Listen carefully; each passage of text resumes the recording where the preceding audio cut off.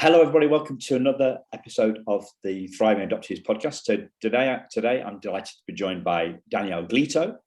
She is the exec director and founder of One Simple Wish. She's a mum, and if I remember rightly, you've got one bio kid and one adopted kid. Is that right? Have I got that right? Yes. Sometimes I struggle to read my own notes. You know, it's like it's a month since we spoke last. So welcome to the show, Danielle. Really great to see you. Thank you. Thanks so much. I'm excited to get to talking. Yeah.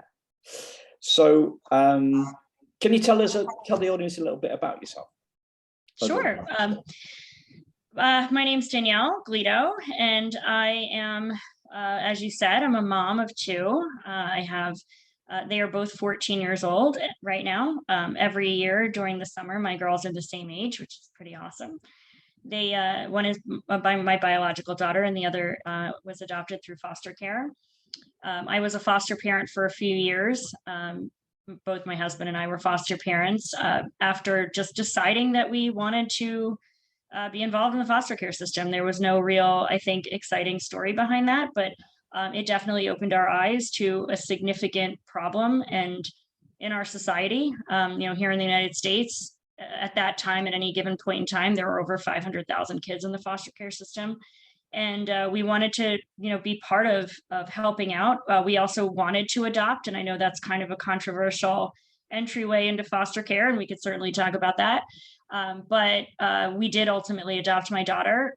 After that, just decided, I wasn't done. I wanted to do more. And so while I was on maternity leave with my daughter, Liliana, I drafted this plan to launch a site called One Simple Wish that would make it easy for anybody who wanted to help bring a little joy to somebody experiencing the trauma of foster care, to just go online and make a simple wish come true. And a tiny little idea started in my home office, and we now work with pretty much every U.S. state and every United States, all 50 states. And we have over 2,000 agency partners that we work with. So it's grown tremendously. And I also run a charity for animals, for dogs in our local animal shelter. So It's a little bit about me. It's not all of it, but I think the highlights. Yeah. So the daughter that you adopted from foster care, how old was she when you adopted her?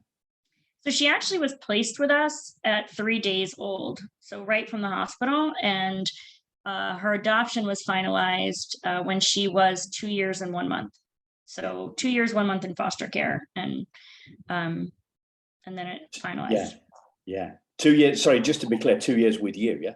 Wow. Yes. 2 years with us, but that's how long it took to go through the whole process of.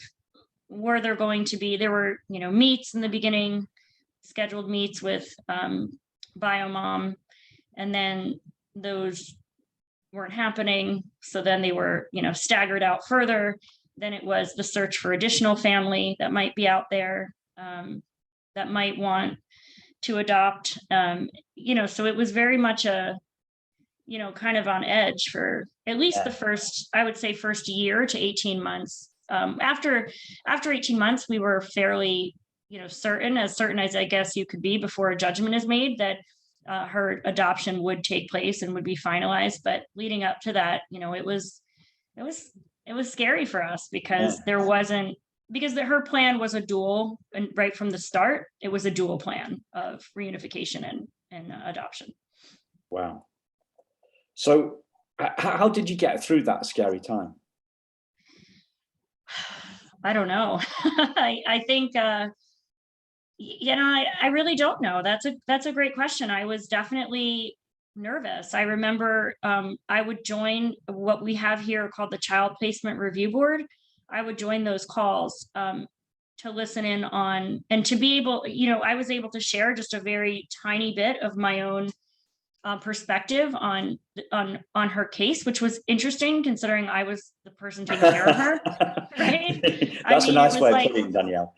Yeah, I know. I mean, they said, well, you can call in, and I was able to speak for a couple of minutes. We were also able to go to court. We weren't allowed in the courtroom. Again, kind of odd that we were the caregivers. but we could speak briefly to the judge prior to any hearings. And I think that I just tried really hard to just focus on being her mom and less on, what this outcome might be. And I really do think that's kind of how we got through this, is we didn't think too long or too deeply about what would happen if, she was taken from us, especially as it got further along in the process. I mean, of course, if reunification had been a viable, positive option for her, especially in the beginning, we would have supported that and we would have done our best. We had foster children before Mia, so we had foster kids who were reunified. So it wasn't that we were against that by any means, but I think we just wanted to give her the best possible, most loving, normal life that we could. And what did you learn about yourself through that time? I think that just overall for me, becoming a mom, like the first time they handed me a child when we became foster parents, I realized just how much I could love, I think is what I learned the most, is just my capacity to love somebody else. I don't think there's any love like the love of a parent, when you really are in it. And, I never thought that growing up, I wasn't one of those people who thought, oh, I can't wait to get married and have kids. I was more like, can't wait, I'm going to be a writer and would be super rich, which my dad used to tell me made no sense. He was like, you're going to be one or the other, a writer or super rich. Yeah. But unless you're J.K. Rowling or something exactly like that, right. You're yeah. And I was really surprised by just the instantaneous love too, just your capacity to instantly fall in love was pretty amazing. Yeah. And just that, that protectiveness came out in me. Like that mama bear term is a real thing. You suddenly would do anything and everything to protect this other life. And even though these weren't my biological children, these weren't, kids I had prepared for or, grown in my own body, I instantly felt like they were mine to take care of and protect and just do whatever I could. And it made me just so much stronger. Yeah. Right. Okay. I've got a theory on this. Well, it's not my theory, actually. It's my experience rather than my theory, but it's counter to what most people think, right? So I think, I asked that question, how did you get through this scary time? Because it must have been like, you bonded with her instantly, got it, taking her from the hospital at 3. I said taking her from the hospital. It's like you. I didn't take her. No, it wasn't that. Yeah. About 3 days old. But and so you bonded with her instantly, and I know that that sometimes I've read quite a lot about some mums not having that feeling instantaneous, and then being feeling guilty and worried that they haven't had that thing. So if that's one of you listeners, every experience is different, right? So I asked you the question, how did you get through that tricky time? And you didn't, and you said, well, I'm not sure, I don't know how we get it. I think what happens when we face tricky stuff like that is it reveals our strength, right? So there's 2 ways. Most people think that strength is built, like going to the gym. But so if strength is built and resilience is built, then we look outside ourselves for it. So we're looking outside. There's a huge delay because it's a process of becoming stronger. We feel disempowered because we're not powerful yet. We have to be patient. We have to stick at it. It's a long process, right? I don't think it's like that. I think what happens is the strength that we always had, but we didn't appreciate, is kind of revealed to us, and that's why we don't really know what's happened, because we're kind of like, we're used to processes, you know. Right. Anyway, that's my experience, and in a long form, but when it came to me as an insight 5.5 years ago, when my dad was diagnosed with terminal cancer. And I remember driving my mum and my sister home from the hospital. My dad was staying in the hospital after we just had the meeting with the consultant who gave us this news, right? Because he didn't want my dad to tell us. He wanted to tell us so that he could answer our questions. And so I didn't realize it was going to be. I hadn't seen this diagnosis coming, but I remember getting to a traffic light, or I think you call them stop lights. Do you call them? Traffic light's good. Traffic light good. We were talking about Cheetos before. We started how to say Gletow. And I say, are they American? No. Okay. So I was at a traffic light, and a little voice in my head said to me, "You can handle this, Simon. You can get through this." And normally the little voice in my head says negative things to me, right? Same. Not strong things to me. Right. But that was a kind of like for me that was an embodied experience. It was an insight that came to me, an aha moment, an epiphany, whatever kind of, like the little voice that says that you can, you know. And the reason I'm laboring that is because I used to think strength came from outside. And if you're looking in the wrong place, if we're looking in the wrong place, and I'm talking to the listeners really, I think, rather than and you as well, but if we're looking outside ourselves for the strength, then we're looking in the wrong place, and we're never going to find it, because feelings like feeling strong and feeling resilient and our ability to cope without coping strategies. Everybody's looking for coping strategies, right? I didn't have a coping strategy. I didn't look at myself in the rear view mirror of the car at that traffic light and say, "Simon, you can do this. Go get him, Tiger. You need to be strong for your mum and your dad. Your dad doesn't want to be upset about it. You need to be strong for your little sister." I didn't do it like that. It wasn't some sort of affirmation. It was a kind of like a realization. And I feel like I'm laboring the point a little bit. Does that make any sense to you at all? Yeah, I think it makes total sense. And I think that, more often than not, that is how it works. I think we just instinctively respond when we're put in a situation that you otherwise couldn't have imagined. Right. I think that's, to me, the like you said, this was not something that you were expecting. And, in my situation with Mia, I wasn't expecting to be this instantly connected and in love and wanting to protect this little human. And so, that fear of what would happen, I think I didn't allow like my brain did not allow me to go to that place. It protected me. And I think that our brains are pretty powerful things in doing that, right? I mean, we kind of feel the stuff maybe a little bit later when we've gotten through it.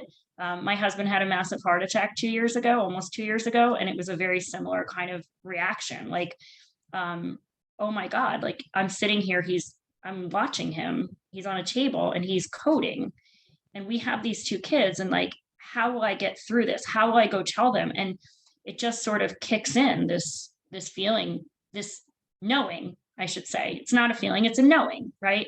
A sudden knowing that you will get through this, whatever, and you don't even, and like you said, it's not about, I think, trying to find the how. Well, I'll meditate. Well, I'll call my friends. Well, I'll make sure to take a walk. Well, I'll make sure to, like, it really is more of just a trust in your own ability to that, and trusting that knowing, just not questioning it. And I think obviously too, in crisis, you don't really have time to to question it too much, or just like going through the motions. But I completely agree. I think there's a lot more inside of us than I think most of us realize. That there's that saying that goes around, the internet very often in lots of beautifully colored memes, you never know how strong you are until you have to be.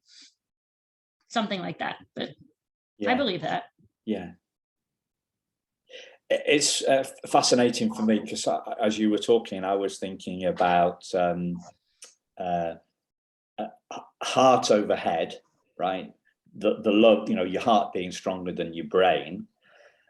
So I was going to go there, and then you said about your husband having a heart attack. Yeah. Right? And I'm thinking, well, I'm not sure whether that's the right thing, but he's okay. He's okay. Here. Yeah, he's good. Yeah, I mean, he was only 45, so it was, and it was sudden. There was nothing leading up to it. So, but he's good. I always find it interesting when people talk about like the heart and the brain, because it really is just the brain, right? I mean, I know what you're saying, but that's where all is it? Oh. I mean, I think so, right? I mean, it's all the as much as I am like a very I very much believe in the power of love and all that. I still think it comes from your thoughts. So yeah. I've got a slightly different take on that.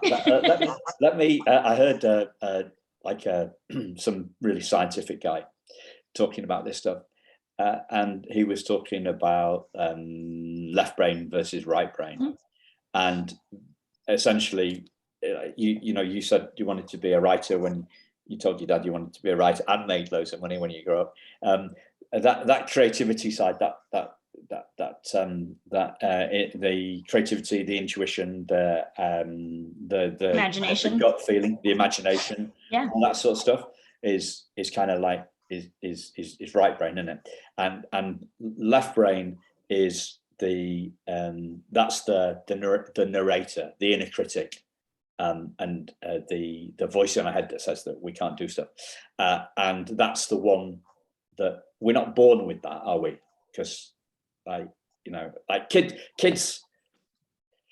kids will play with stuff. I heard this from a friend of mine who's got kids. He's like, you spend all this money on Christmas presents, right? And the kids want to play with the boxes and the wrapping.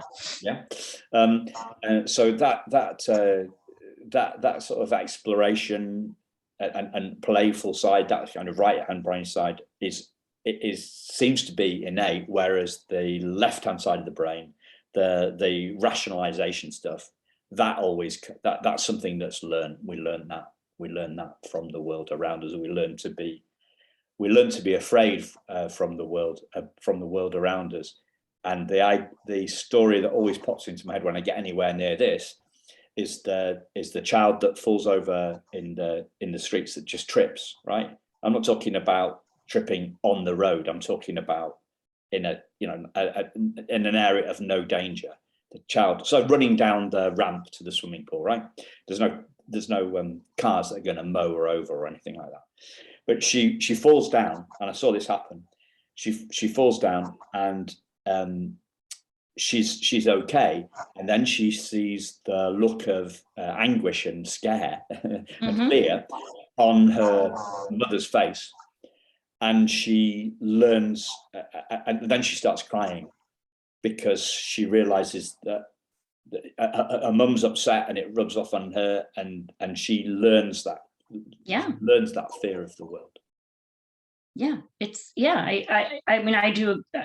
So what I'm really saying is like that your heart as an organ doesn't produce feeling. I completely agree. There are obviously two sides of our brains. One that is, I agree with you. I think very innately, it has a set of operations, and then the other is very much learned and interesting. Have you read the book What Happened to You? No, I was talking about it yesterday, actually. Worth reading, yeah.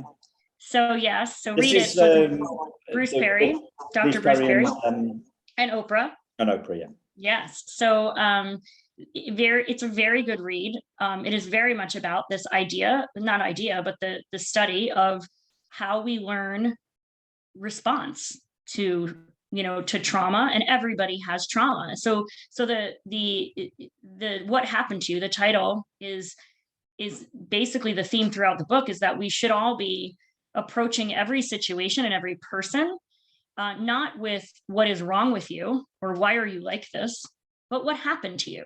Because it is those things that happen to you that are forming your reaction, and that shows up in so many areas of your life, how you respond to good and bad things. So if chaos, and I very much had, a fairly unstable childhood, if that is your normal, then that is where you're more comfortable. That's where your brain has, said, this is what family looks like, or this is what safety, even though it's not, looks like, or this is what safety doesn't look like. And so you're always kind of on edge. And things as little as smells and sounds can prompt this feeling to protect or to not trust. And, if we were to approach people that way, that there would be a lot more understanding in the world, rather than just everybody's, looking at somebody and saying, like, well, what's wrong with you? Or why can't you get over this? Or why are you so afraid to do this? Instead, exploring what happened to you and trying to get to the root of it, because there's also this very cool thing that I did a while back. And I'm going to get it wrong what it's called, but it's essentially changing your memories, or at least what feelings your memories invoke. So it is a process by which, and it's like both physical and mental and emotional. It's going back to things that make you feel awkward and uncomfortable and painful, and revisiting and reliving them, and taking out the pieces, or kind of dissecting the pieces that hurt, and replacing them with what might have happened that might have been good. And it actually, the more you do it, does in fact change the way your brain recalls that and the feeling you get. So it changes your reaction. So I know maybe I got a little too deep in that, but I love it because I think that it's something that everybody can use, because at the end of the day, we've all experienced some type of trauma. Yeah. Somewhere on that spectrum of trauma. What was it called, the process that you went through? I don't know. We're gonna have to Google it. So I met with a woman. She's not a doctor, and she did point me to a study by MIT. And there's I believe she was a German scientist that presented this at a conference. I'm pretty sure it was an MIT professor, and it was about, can you? And I think if you just Google, like, can you change your memories? And it is a process by which you go back, remember, and it's not hypnosis, but you go back, you remember it. The person who is guiding you talks you through, stops you at certain points. It's very, very emotional. And they ask you to explain the feeling, look around the room. What do you remember? And then it really is like taking different pieces of that memory and then saying, well, I want you to kind of go back there. And what if that particular piece hadn't been there? Or what if the way you perceived this was not the reality? What if that person was also scared? So it's very interesting and very deep, but I like that idea that there is a way to use that right side of your brain to correct these, or I shouldn't say correct, but to change them so that you can deal with them better. And then you can deal with things that remind you of those same painful feelings or memories in a better way, in a healthier way. Fascinating. I was talking to my coach this morning, and I used to speak to her all the time, but now I speak to her less. But I actually went through a similar-ish process with her and her partner and another 5 or 6 people about 13 years ago, where we share our story, and then we share our story, as in how we felt during our lives, the events in our lives, and how it felt, and then we realized that kind of that left-hand brain, that narrator, the left-hand side of the brain, the rational, the narrator, the commentator, the negative voice in our head, is the one that tells the story, and essentially we are not our story. we're not choosing our thoughts, we're not choosing our feelings, we're not choosing how we see ourselves, we're not choosing our self-image. All this is essentially, well, the metaphor for this is the script. So psychologists would call it conditioning. So we pick up, from what we pick up our parents' script. We pick up what our parents think, and they pick it up from that, and we pick up what the kids at school say to us, like the bullies that say that we're not good enough because I got bullied for all sorts of different reasons, but having buck teeth, looking at Bugs Bunny, also for and we pick up all that,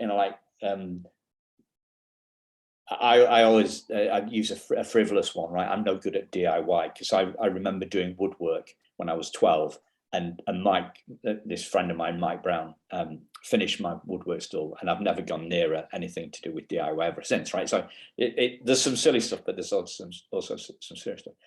If people want to check this, there's this coach lady has a book out. Well, she had a book out 10, 15 years ago. It's called Elizabeth Ivory. And it's called It's Not Your Fault, right? So it's not your fault because you're not choosing how you see yourself. You're not choosing what you think, and you're not choosing how you feel. It's all a program. It's your operating system that you have inherited from the world around you. So it's fascinating that you're talking about changing your memories. This is about kind of realizing that your memories aren't true. Yes, this is very much the same thing. So if you if you listen to the presentation that's given by, like I said, I believe that it's a German professor at this conference, and I'm pretty sure it's MIT. That is the premise, is that this is what you believe to be true. Right? Like your mind is telling you that this is true. And so the idea behind these exercises is to change that belief, that what you've always thought was true. So, let's say in a situation you were left feeling really ashamed and, unwanted, that is something that you can essentially change, that you can remember that differently. And you can train your brain to remember that, to recall that. Because a lot of it is your recall. It's a lot about you seeing something. It could be seeing, smelling, any sense, and it reminding you of something else that triggers this feeling. And if you could change that response to that previous stimulus, right, then it's different when you see it again. And it's interesting. It's fascinating stuff. This is my pet subject, so we'll just talk about this. Yeah, I was going to say I was one of these parents who said, I'm going to get emotional. I'm like so easily a crier. So Go for it. I was one of these parents who said, I will never let my children feel the way I felt as a child. I will be completely available. I will always, let them be who they are. I will not shoot down their, ideas and dreams. And I won't ever let them be afraid to be in their own home. All these things that, that I felt, and in various ways growing up. And the other day, my daughters had expressed something at my birthday dinner, actually, to their aunts, and my daughters are now 14, and I was so taken aback because it was something that they were fearful of, something that had made them uncomfortable that happened, and I thought to myself, you cannot predict how somebody else is going to perceive and take something in. You can't really control that.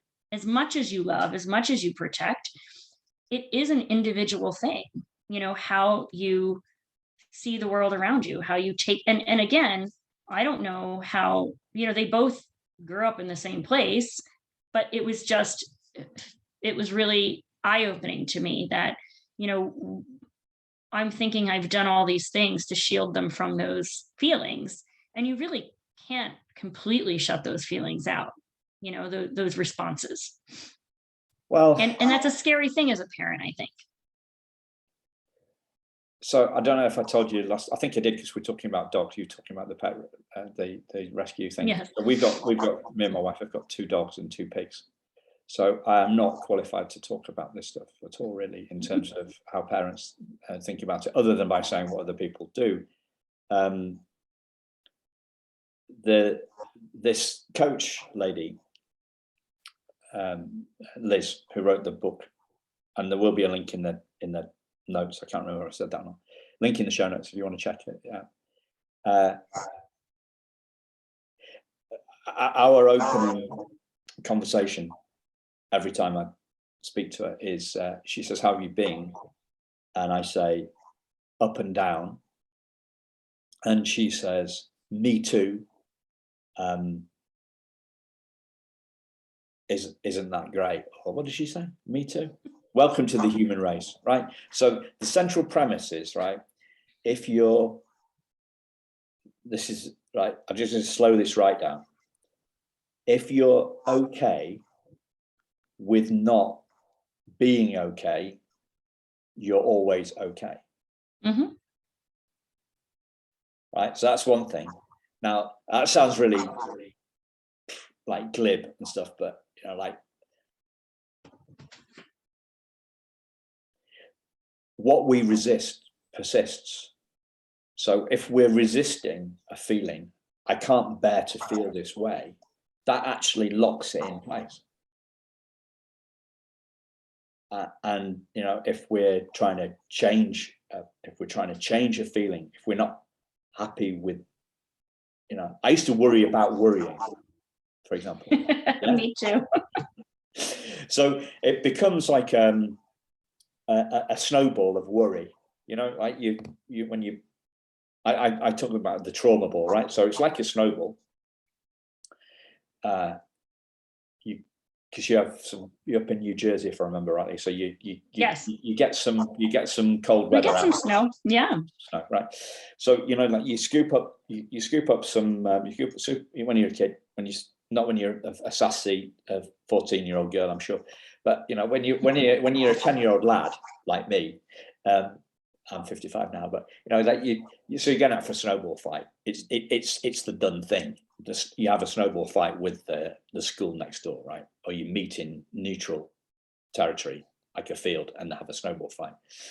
So you scoop up this snow in between your palms. You make it into a little sphere, like and then you kind of roll it along the ground.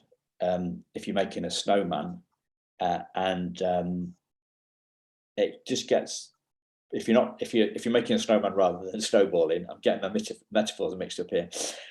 It just gets bigger and bigger. The worry. So you worry about worrying. So you worry, then you worry about worrying, then you worry about worrying. Then the voice in your head says, "Simon, you've been on all these courses. Why are you still worrying about worrying? You really should be able to come." And it just, the worry ball, the trauma ball, just gets bigger and bigger and bigger until you bring it out into the open. You discuss it with a friend. You discuss it with somebody like Liz, or you know, one of these more enlightened people, shall we say. You bring it out into the open, and it's like it's like bringing an industrial heater to this snowball that the base of the snow person, not snowman, the gender fluid snow person, right? And it disappears. It shrinks, doesn't it? The trauma, the worry ball, it shrinks, and then you're left with a pool of water, and you keep the heating on it, keep talking about it, keep joshing away, and it vaporizes, and there's nothing there. But yeah, if we're okay with not being okay, we're always okay. Yeah, I think it does sound very simple, but I do, you know, I think that's true. And it's what I what I try to tell my daughters, that particular moment the other night, I think that there was that dual sort of feeling, like the one of like that instant worry, what have I done wrong here to not have, and then there was and somebody actually said this to me, but it's so wonderful that they felt comfortable enough to share that feeling, and now it's out there, right? And so now, like you said, we've talked about it and we'll keep talking about it, and I do think that is a lot of what happens to those of us who hold on to things, right? It's like we're our own worst enemy. We are feeding the very thing that we hate the most. Yeah. And I am very much like you. I worry and I worry and I worry, and then I worry and I'm worrying, and then it does become. But I have found that talking to a variety of different people, so like I do still see a bunch of different people. So I had a coach for some time and a business coach. I had this wonderful person who walked me through this memory exercise, and I have a whole team of people, and then of course there's friends and my husband, and but I do agree. I think we've got to talk about the things that are festering, because otherwise they're just in there getting bigger. Yeah. And it might be like difficult to hear or to say at first, but it gets easier. It gets easier, it gets less uncomfortable the more we can say the things we need to say. Yeah. So, I mean, you talked about adoption trauma. You use it. What did you say? The trauma of foster care. That's what you started the conversation. So, what does that look like, and how does that feel, bringing that out into the open, to look at that and to discuss that? I mean, in regards to my own experience or the organization? We've been talking about you, I've been talking about us, and I've been talking about me, because it starts with us, doesn't it? Right? I had a lady on the podcast a couple of weeks ago, and a couple of months ago, and she supports adopted parents, and she's a TBRI practitioner, and highly educated, informed, very savvy adopted parents go to her, and they know what she's about because it's obvious from the website, and yet they still go to her and they say, essentially, fix my kid. So, taking you back to what you mentioned about Bruce Perry's, not what's wrong with you, right? What's broken about you. It's not what happened to you, but they're also making, so they're off, shall we say? I mean, I was going to say wrong, but that sounds a bit judgmental, doesn't it? They're off from that perspective, but they're one of the biggest things that I've learned from doing the podcast, talking to adoptive mums, is when a lady called Holly Ann Petrie, who's adoptive mum, foster adoptive mum, 8 or 9 kids, runs their agency. She said she came up with the title for her podcast, and it was Unpacking Our Own Baggage as Adoptive Parents. It's all about us. I can't change my wife, for example. I can change me. It starts with us and how we view our kid, how we view ourselves, how we view our own childhoods. The memories that we got from that, and how we view our kids. But our own, emotional intelligence starts with I before it goes to you, doesn't it? Yeah, certainly. I think that when it comes to our situation, especially with my daughter in particular, because she's been with us the entire time, I think the thing that we try to do most is to just be really open, really, really open about even what we're afraid of, or even what so sometimes I think, to your point about it starting with us, we're projecting our own fears of what they might be thinking or feeling, because that's what we're thinking or feeling about the situation. So to make it more concrete, so my daughter is Black. My adopted daughter is Black, and my biological daughter is white, and me and my husband are white. And that in and of itself is a whole nother thing that, we didn't set out to and say, well, let's adopt a Black child. We just said, let's adopt a child, right? And let's foster. And we fostered children of all races. And, there are times I catch myself thinking more about her race than I think she even does. I walk into a room and kind of scan it, like, are there enough Black people here or diverse people here? Is there enough? Is she experiencing her culture enough? Is there enough?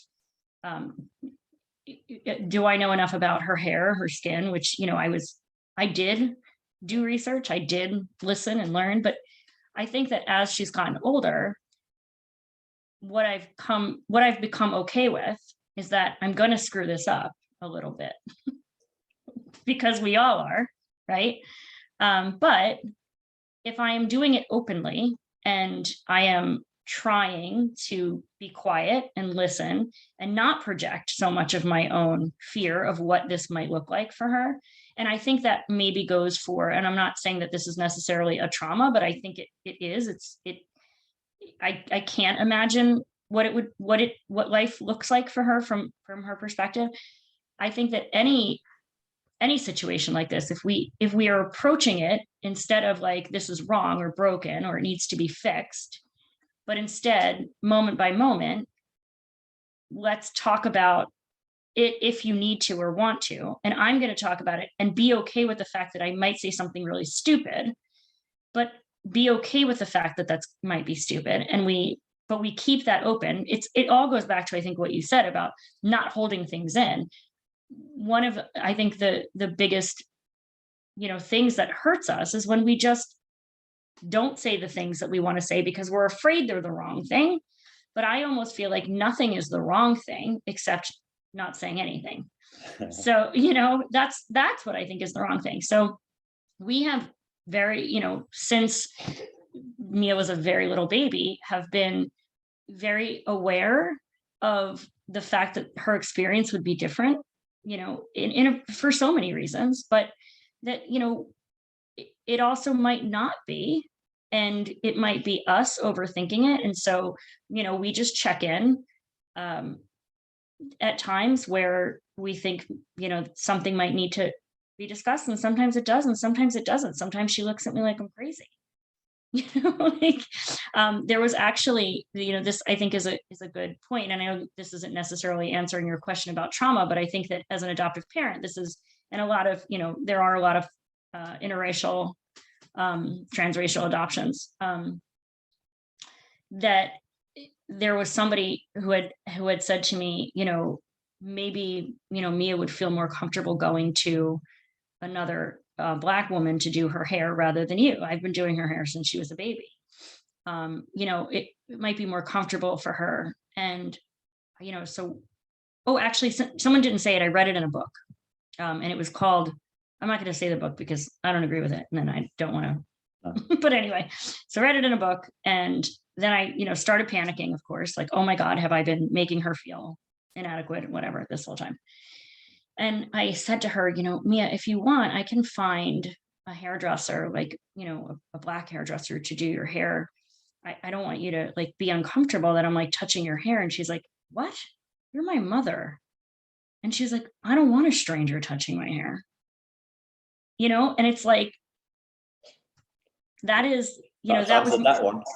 Right. So that was my worry and my fear. That was, and it's a good thing I said it instead of just going out and believing what I was reading and then forcing that on her, and then her maybe then feeling guilty that I did this nice thing for her, and so she had to go along with it. It's like you said, a kind of a snowball. And so instead I just said it. And I think that, that's something that we overall need to do more of, is just say the thing that you want to say. And I'd rather say something and sound like an idiot, or be wrong, or be, sort of inappropriate, than not say anything and carry that assumption with me, because it very well may not be right. And it's better to just work it out. So your openness, your openness is being your daughter's openness is a result of you being open. So you're modeling this stuff, is the jargon word, isn't it? Because what do they say? Kids do what we do, not what we say. Yeah, I've got a funny story about this. I haven't mentioned it for a while on the podcast, so I just want to share this one with you. Right? So we're going back to 1948, right? So my dad's 10, and my granddad catches him smoking.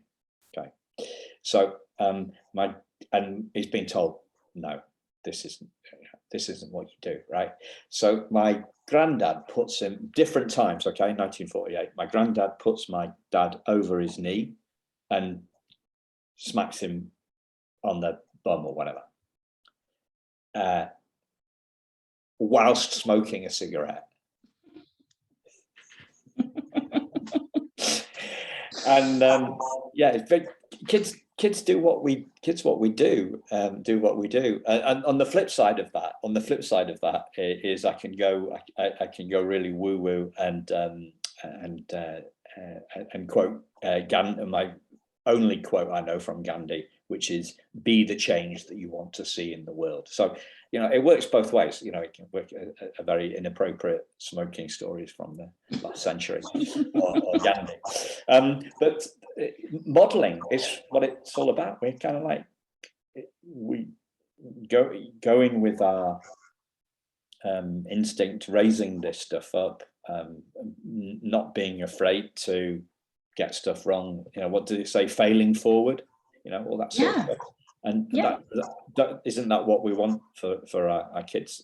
So yeah, I think that why wouldn't we want to just give it a shot, right? I feel like so much of what festers and gets bigger than it needs to be is a bunch of people believing their own stories, right? Or believing your own thoughts. Like you said, you have these thoughts that are yours, and sometimes you make them someone else's. Well, I know they're thinking this, and then you don't ever say it, you never bring it up, and then it becomes your truth. And so you spend all this time convinced about something that very well might not be happening, or very well may not be true, just for the fear of saying it out loud.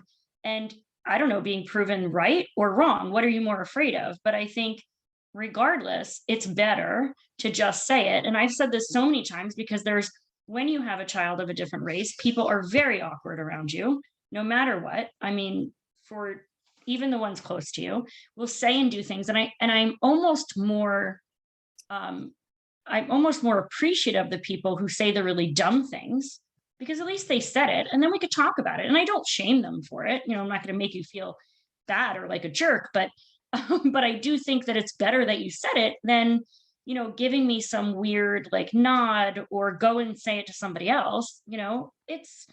We are an uncomfortable species. I mean, we are we're just a weird bunch, and why not just get it out and talk about it instead of letting it fester? And I think that's so important for young people, especially in this day of social media being so powerful, because it's so present in their lives. And a lot of it is phony, and a lot of it is manufactured and, image based, right? So we're trying to look our best, do our best, say our best, sound our best. Wouldn't it just be so much better if people were fumbling through a little bit more? Because that's more reality, and that makes people, I think, feel more comfortable. Yeah. We are fumbling through. That's the truth. We're fumbling through, or we're going with instinct, and and I see such strange. I see such strange parallels between the worlds of parenting and business, right? So the savvy salesperson realizes that business people and parents don't know what to do, right? So they tell them that there's a formula, and this is all over the internet, every single one. Which and it's the same. Once you've heard this, right? Once somebody told me this, I see it all the time, right? So there's a large positive headline, and then there's about getting what you want in business, or having the kids that you want, or the family life. Like we said, there's a large positive headline, and then the first paragraph is all about saying that we were in the position that our potential client was in. So that's the empathy build, and we struggled, and then we found out the XYZ, the 3 steps to this or 4 steps to that, and these are available to us if we just part with X dollars or pounds. And then there's loads of testimonials, something, and it all preys on our insecurity, our impatience, and our desire to raise the kids that we want, create the business that we want, whatever it is, create the abs that we want, get bikini ready before beach time, or for me, how to love, how 55-year-old blokes can get rid of love handles. It's all the same thing, and everybody uses the same. And I've been to courses on this stuff, and it's a process. They sell it as a process, and the whole internet world is fun. But it's all down to people pick up on our insecurities, and they tell us that there is the steps, and if we follow them, then it's going to work. And it's complete rubbish. We are fumbling. We're going from instinct and fumbling, trial and error, and in every area of our lives. And I'm overcooking this a little bit, because nobody's talking about this. Nobody's questioning the thing. Everybody's just suckered into the solution on a plate for $1.99 a month or whatever it is. Well, there's a similar, formula or, philosophy, I guess. So I started my career in marketing prior to starting One Simple Wish. I was actually working on building loyalty programs for cosmeceutical companies here in the US. So Botox was my biggest client. And, the whole premise of it was, figure out insecurities, right? How do we address that? And then make it everybody's doing it. So the sort of philosophy behind what, marketing, anything, was that there are these general things that all adults want or feel. And that is, they want to be cool. They want to be like everyone else and fit in. And they want to be first or better, right? So these are pretty basic things that you can go back to, like really little kids on a playground, right? And they build up as you get older, and it's all rooted in insecurity. And it was very difficult for me, because I was doing this work. I was building these programs around loyalty to disliking your appearance. Right? Because it couldn't be that you did it once and you fixed it, because now the business is gone, right? Yeah, you need a monthly subscription fee. Exactly. It needs to do just enough to make you fit in again and feel good and feel cool and first and better. But it can't last too long, because we need you to do it again. And so here is, a coupon, because if you bring a friend, they're going to get it for free and you're going to get a discount. And so why not do it again, right? So imagine, I'm in this, very much in this, at the time when I also then become a foster parent, and I see this just awful system that is, I think, broken in a million ways. One of the biggest ones being that, we focus a lot on the after, fixing the after instead of fixing the current, right? Like, we don't go into homes and say, let's go to root cause and see if we can keep this family together. Instead, we say, let's pull the kids out and put you with a bunch of strangers and figure it out there. I'm learning about this system, and then I'm doing this work, and it's actually somewhat how, when I went on maternity leave, I decided how I crafted One Simple Wish was, what if instead we took that concept and we made it about loving more and more joy and getting you addicted to that, because that's actually helpful, and getting you out of, so building loyalty, right? That's what we want. We want you to grant a wish and feel so good about it that you come and do it again, because what you're doing is good for you and it's good for the person you're helping. And that, again, is like sort of another truth about donating, right? Is like, or volunteering. It's a very selfish act for most people. It is not always a bad, and that's okay. And there you go, right? It's okay. You shouldn't have to pretend like, oh no, I'm just a selfless. People say that to me all the time. You're one of the most selfless people I know. And I was like, you don't think I get a ton out of this? I get to literally see every day people who have struggled to find moments of joy get an instant moment of joy for exactly what they asked for. Not some crap that I said, here's a bunch of free stuff someone gave me, do you want it? But literally the thing that they specifically asked for. So it is, it is very much that loyalty concept, that marketing is very much rooted in what we do, but in a good way, not in the gross way I felt before. I'd come home and kind of feel like, I gotta wash I'm gonna wash this off me, because here I am knowing about all this, pain and hurt. And I'm out here just asking people to get rid of more wrinkles. Like, and if anybody's listening and you got Botox, I'm not judging you. That's your thing. But it wasn't mine. And I think that, it's better that we use those truths to do something good with them. And you can, because they are what they are. We are who we are. And pretending like it's anything else, I think, is just a waste of time. So how does that kind of fit into how you're raising your girls?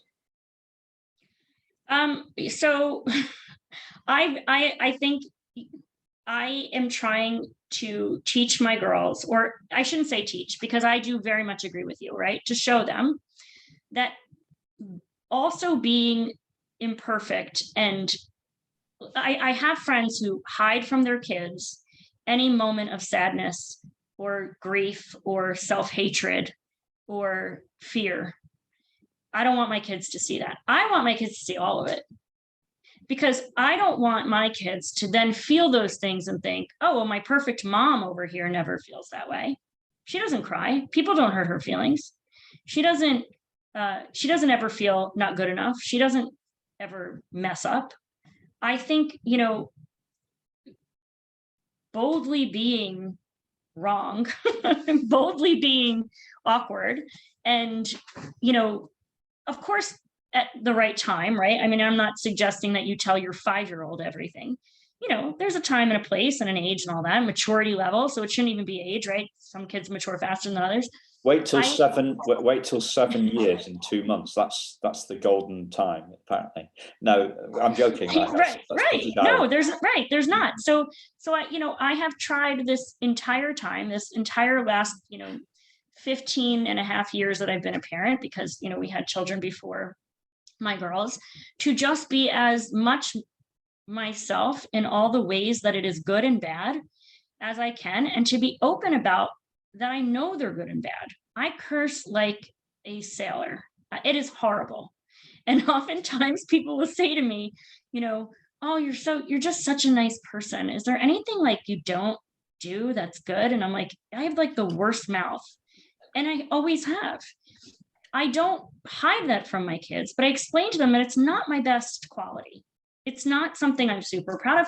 And also there's a time and a place. I don't walk into the grocery store dropping F-bombs, but it is the way I express myself. And I think that has been I hope that has been good for them, not the cursing, but the openness to just be who you are, somewhat unapologetically. So there are people who will say, be who you are, no apologies, no explanations, right? I don't necessarily agree with that, because I think that leaves zero room for improvement, and just kind of gives you carte blanche to be a total, I'd say a bad word, but a total bad person, right? I don't think you should do that. I think you should acknowledge that the things that you are doing may not be the best of you. It doesn't necessarily mean that like you're going to fix them, or that when you've tried to fix them, they haven't worked. Like, let's say, for example, the spanking and the cigarette, right? Yes, it is an interesting way to reprimand, don't smoke, and then here I am smoking. But I think, what if you acknowledge, I know this is bad for me, I shouldn't be doing this, and yes, they're going to do what they see, but I also think that, that truth, that openness, like, not that you think it's good for you, but not for them. It's not good for anybody. I know what I'm doing isn't good, and I don't know, I know I'm rambling a bit, but I have very much tried to instill in my girls that, and I hope I've done it, and I think I see in little ways that I have, in the way that they respond to others, that the best I think you can do is be who you are, acknowledge when you've screwed up. That's okay. Be sincere in that acknowledgement to that person or that group, and try to do a little bit better next time. And if you mess up again, also okay. It's when you're just intentionally messing up over and over again that I think it's a problem. Yeah,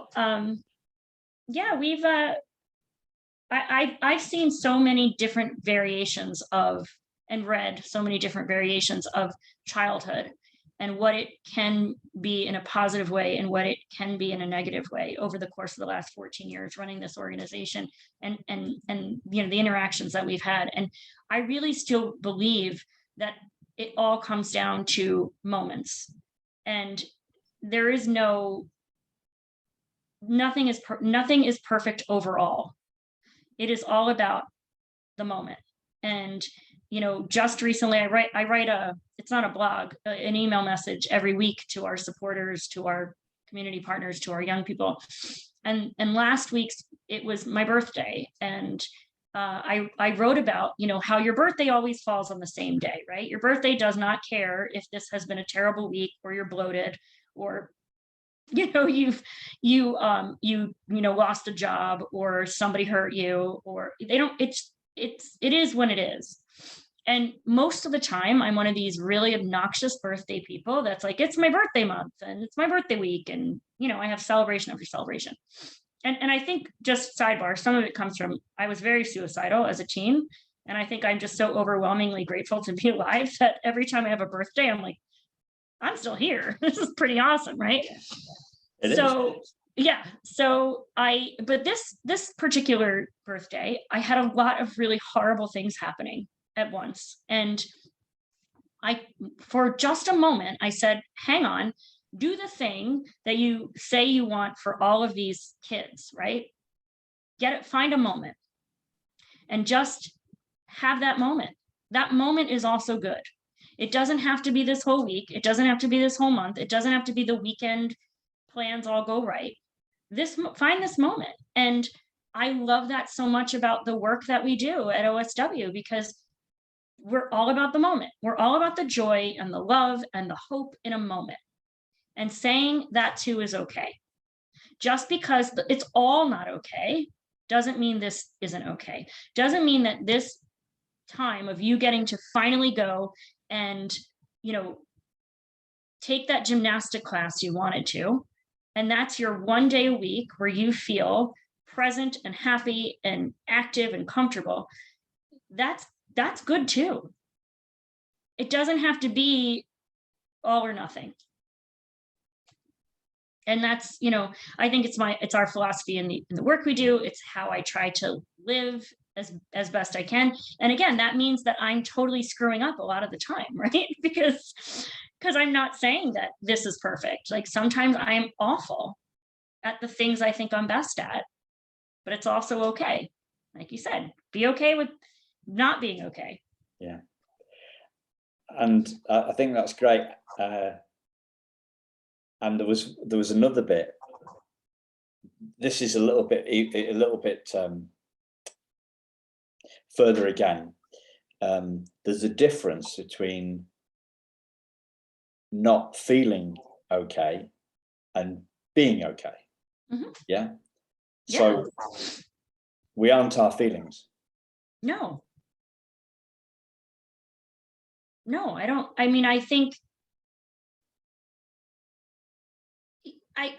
that, so that's, we aren't our feelings, but it's a little tricky for me, because I think, when you are, I think you should try to be as present as you can in the moments where you are feeling loved and supported, because I do think that can help carry you through the times when you're not. And so I don't think it necessarily defines you, but I do think it's very important that you pay attention to all of them, because when you're not at your best, if you've really remembered or held on to what it was like when you were feeling wonderful, it can, and again, I say this as somebody who had a lot and still has a lot of really rough times, is being able to go back to a feeling of a moment, because the bad part is also just a moment. Yeah. Have I shared my diamond? It's not mine, actually. It's a guy from the West Coast. It's his metaphor, but I adjust it for the adoption world. Have I shared the diamond metaphor? The diamond in the horse poop metaphor? No. Okay. Diamond, horse poop, right? A pile of horse doo-doo.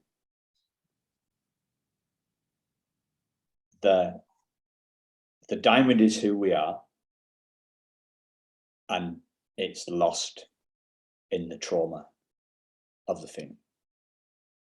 And most of us are focused on the poop, Mm-hmm. not on the diamond. So for me, it's like everybody talks about trauma informed, right? Yes, yeah. But trauma informed, yes. But there's a lot of people out there who are trauma obsessed. And if you're focusing on the poop, then you miss the diamond. Yes.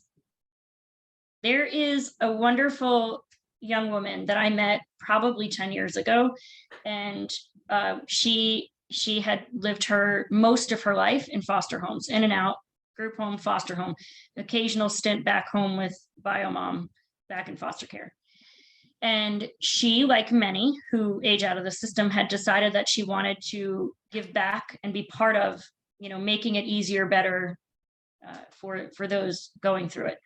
And so in her early 20s, she got involved in an organization that had, supportive programs for kids that were moving through the system. And she had really done an exceptional job of connecting with these young people, but also in her own life, in focusing on her job, going back to school, and not without hurdles, not without speed bumps, right?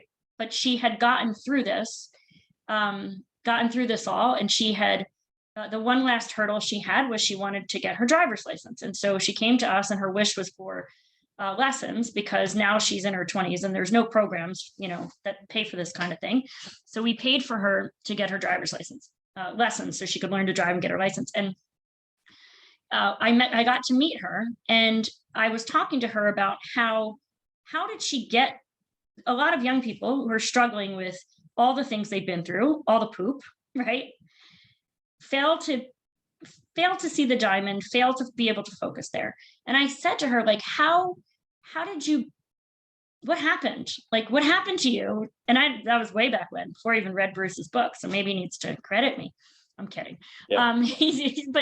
Bruce, credit him. Yeah, Bruce, I want a little footnote. Yeah. So she said to me that she had a caseworker when she was aging out and going through independent living, where they, are transitioning you. And she said she would always herself would show up and would talk about, but this, but that, this happened, da da da da da. And her worker said to her, "You've been riding this trauma train your whole life. Don't you think you've used that ticket long enough? When are you going to hop off and take another train?" And she said it was something about that analogy of her having spent all this time finding a reason why not, finding an excuse, finding a but, finding a hurdle, that she was missing all the focus on the why she could, or who could help her, or why she wanted better. And she said that was, of course, not the end. It's not a Hollywood movie. It wasn't like a light switch, but she said she goes back to that. She said, I go back to it. Whenever I start to hear myself using too many pain points as my reason to not do something or to explain why I did something wrong, instead, I say, I'm on a different train now.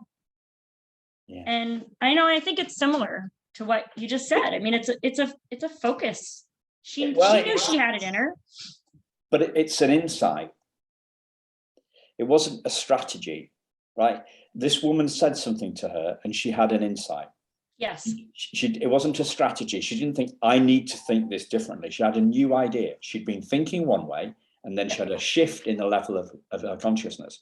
But the shift in the level, it wasn't a premeditated shift. She didn't write a plan for it. It was a new idea that came to her in the moment. And she realized that her story was holding her back, because she thought she was watching CNN, and she realized it was the Comedy Channel. She realized it wasn't true, right? So it's insights. That's what drives change. But everybody thinks it's about strategies. So I had a similar one, right? So this is going back to my time with the teddy bear story, right? So I'm telling this woman about finding out my teddy bears from my birth month. And I'm saying, she didn't love me enough I'm having this big volcanic eruption of anger that I had never felt before, right? It wasn't a dormant, it never happened before. I've never had that reaction. I've never given my bio mum any thought at all. And at 40, I had this eruption, and I was sharing this, I never had it before. I was sharing the eruption with this woman called Sarah. And she said, Simon, I said, she didn't love me enough to keep me. She gave me, and then I dropped the F-bomb, this teddy bear, right? And this woman, Sarah, said to me, she said, well, Simon, I'm a mum, and I don't think it was kind of quite like that. And it's like, woof. There's still a bit of adrenaline running through me, like after you've had an argument, there's a bit of adrenaline, you're still a bit hot. But the eruption just stopped when I saw the truth. Yeah, a different possible reason, right? Like you said, an insight. An insight. Yeah. I just want to share kind of one last thing, because I feel like this is another example of this, but also just personally how I keep going back to, something similar. So I was a major cutter for most of my life. And I don't know why it started. People have often asked that, and I don't know the answer. I don't know. No one told me to do it, right? Nobody said, this will make you feel better. Here's a sharp object, make yourself bleed. Like, that didn't happen. It was just something. And did it for years and years and years and years. And my parents were divorced and living in different places. And I was kind of bouncing between living with my dad and my mom, It was a lot. And I had gone into a hospital for some time for treatment, and came out and was still cutting myself. And my mom one night, who by this point, this is years and years of having done, dealt with this and medications and therapists.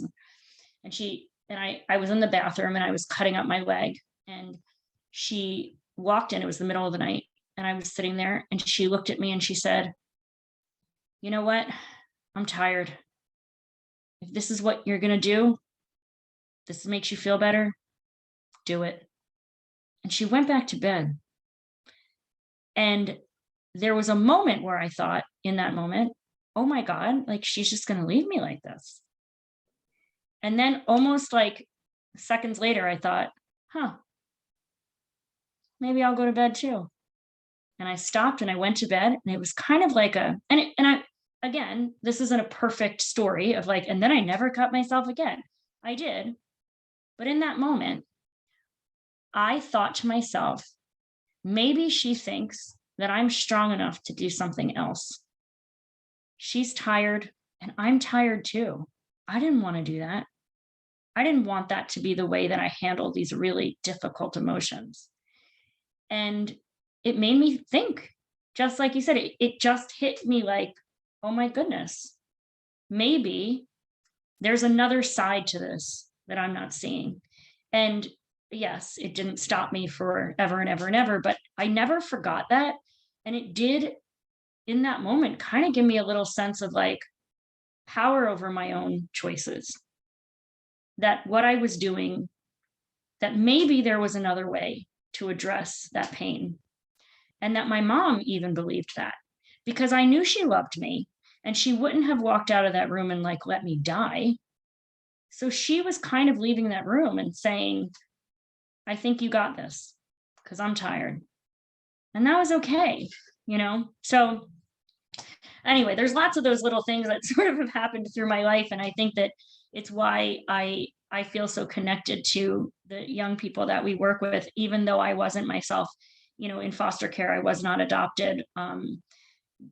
But I think just a lot of the things that I felt, that I experienced, I feel, I'm not comparing. No one's experience is certainly the same, but I feel like I have a lot of empathy and a lot of, just a lot of the same doubts and fears and, chaos and instability. And I have somehow figured out how to make this beautiful life for myself that still isn't perfect, that still gets really screwed up and messy sometimes, but that's all okay too. And I just hope that, all these little moments we create for the kids that we're trying to help, and young adults, because, we don't have an age out thing with One Simple Wish, that those will be little things maybe they go back to too. Same thing with my kids, right? Like the openness, the focus on moment, the focus on the here and now, the focus on being okay with messing up. I think it's, to me, that this is the mark of a life well lived. Yeah. Beautiful. So listeners, I always suggest that you check out what the guests are doing online in the show notes. And this one is a particular, I like to, what Danielle and her team are doing is so awesome. I really would implore you to check it out and to share what she's doing, right? Because we need to, from both sides. So we need more people. Well, you say we need more people to make more of these wishes come true, and that can only happen by us getting the word out and sharing it. So check her out on social, check out her website, and then please share it with your network, and so that we can make more of these wishes come true. I don't normally do adverts, but there you are. Thank you. We do need more of it. The world needs more love. It needs more love and more hope. And,